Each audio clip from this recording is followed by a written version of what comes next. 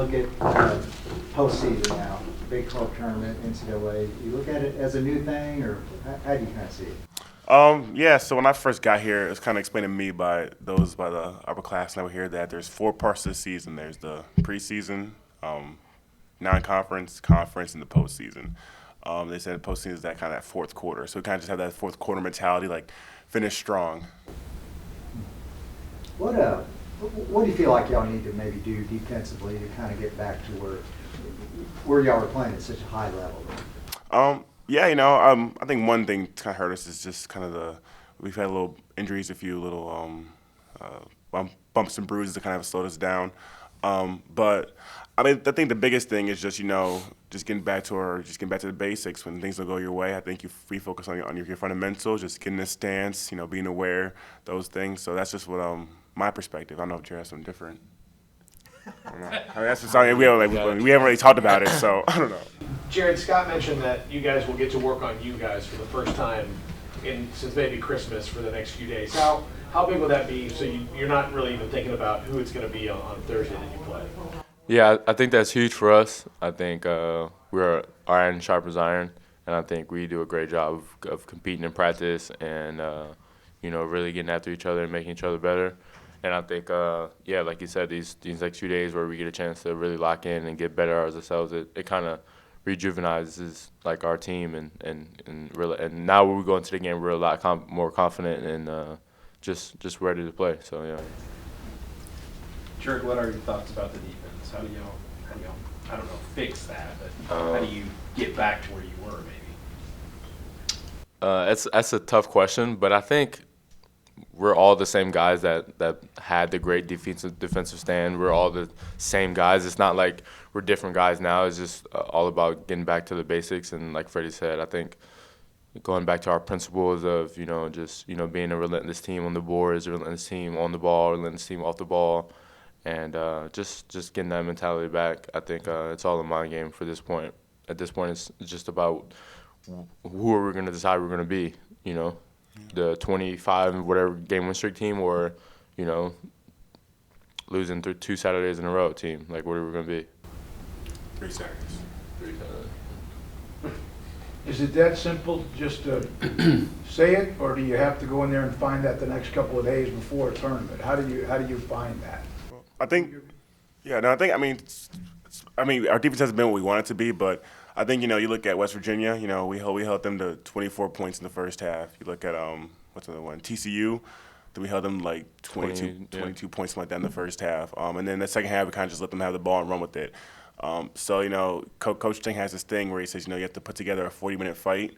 I think we kind of just look at, I think, we put together a 20-minute fight, and teams right now, teams are trying to get, trying to get like a good seed in the tournament, are looking at are trying to fight to just even get in the tournament for some teams, in the Big 12. So, I think they put together a 40-minute fight, and we kind of only put together a 20-minute fight.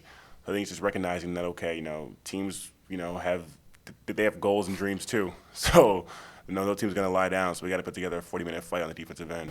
How do you guys kind of pay attention to, obviously, Baylor's been talking about all season, but it's like, how do you guys find that balance? Because, of course, you'll turn on ESPN to see, what teams, this and that. But, of course, you kind of want to drown out, you don't want to pay attention to all the, kind of overkill of all the media. Like, how do you guys kind of balance that out? Do you have an answer right now? Yeah. You don't? Okay, well, man, at the end of the day, we play for an audience of one, and at the end of the day, we're playing a basketball game. I know for me, it's something that I do, and I'm passionately doing, and I want to do it for a living. And I know Freddie does too, and everybody else on the team does too. But at the end of the day, it's a basketball game, and you can't let it rule your life, or unless, and then it's going to be just trouble. But for us, we're worried about us, and we're worried about what we're trying to do and what we're trying to accomplish, and not what anybody else says, because we can't satisfy everybody, and we're just trying to win. That's our goals. And if you don't want to be with us, it's okay. If you do, then thanks. We appreciate it. And we just try not to put so much weight on what other people say. Coach Drew was just named Big 12 Coach of the Year. Mm-hmm. What do y'all like about his coaching style, and just kind of how he leads you guys? 17 years. Yeah. 17 years he's been in the game. 17 years he's been working hard, man. That's admirable for me, and just something that I look up to, and somebody that's never quitting, that's always doing the same thing and saying the same every day, every year. And I think that's just an attest to us of what we have to do. We have to stay the same. We have to, no matter what the score is, no matter how many games we lost, we got to stay the same. We got to be the best team we could be every day. And man, I just thank God that he's my college coach, and yeah.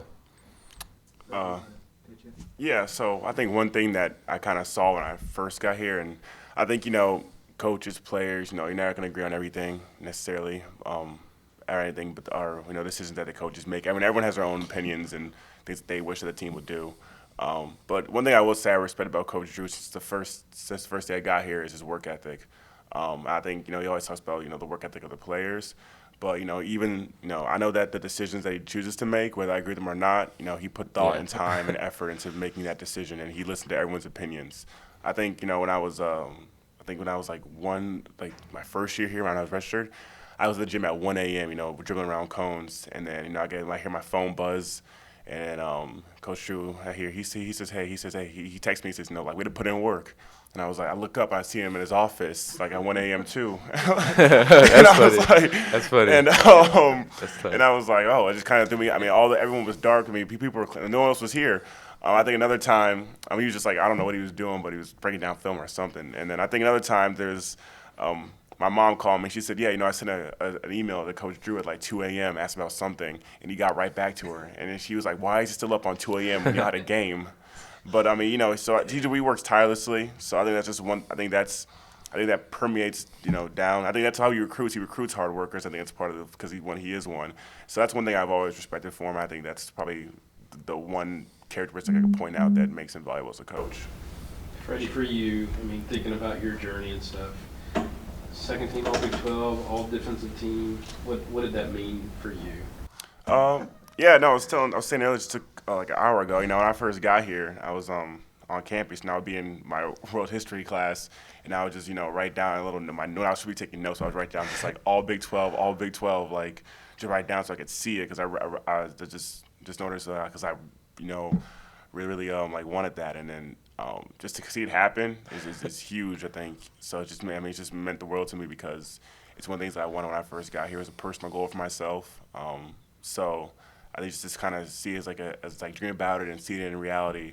I think one is a testament to God, and then two is just a testament to my hard work and my team's hard work, because without them, I would have gotten none of those goals. So When we win, everybody eats. yeah, that's what Jared was saying. Everybody. To that end, Jared, I mean, first program to ever have all 5 starters, Yeah. all Big 12. You guys are so team-oriented. How neat was that to see everybody, including Devontae, 6 Yeah. a year? Everybody eats from top to bottom. Man, it's just what we've been trying to be the whole year is a team that's chasing after a bigger purpose, and in the midst of chasing a bigger purpose, we've succeeded at all of our goals that we wanted to that we wanted at the beginning, and I just think it's something that a lot of people can be inspired by, is that if you want to go far, you go together, and you want to go fast, go alone, and it's just we've gone together, and you've seen the results of it. Jared, Maceo has obviously had a big year for you guys. Mhm. Could you see that coming last year when he was redshirting? Yeah, no, 100%. Maceo is a big-time player. He's a Big South Player of the Year. They won the conference, which is ridiculous to me, and that's hard to do. And man, I know he coming in had people saying that he wasn't gonna be able to play in the Power 5, whatever. But he's a big-time player. I'm glad he's on my team. I'm glad sometimes he bails us out on some big shots, and man, he's getting everything he deserves, and he deserves even a little more, of course. And man, I'm glad. I definitely saw it coming, without a doubt. Sometimes when you're a team and you're winning, it's easy to be together. You guys have been very unselfish, but then you lose, it can get fractured. How have you been able to stay together on what is the ultimate goal of Yeah. this team? I think the most times we're together the most is when we are losing. Like we're in the huddle and we're down 8 with like 50 seconds left to go, and Coach Drew was like telling us we got to foul, and you know, I think that's when the most like we're all in the huddle, and like it's just like, you know, we come together at those moments, and then in the locker room after a loss, we're like, man, you know, we're talking to each other, and we're, you know, saying things, words of encouragement, words of just where our mindset is and where our mindset should be.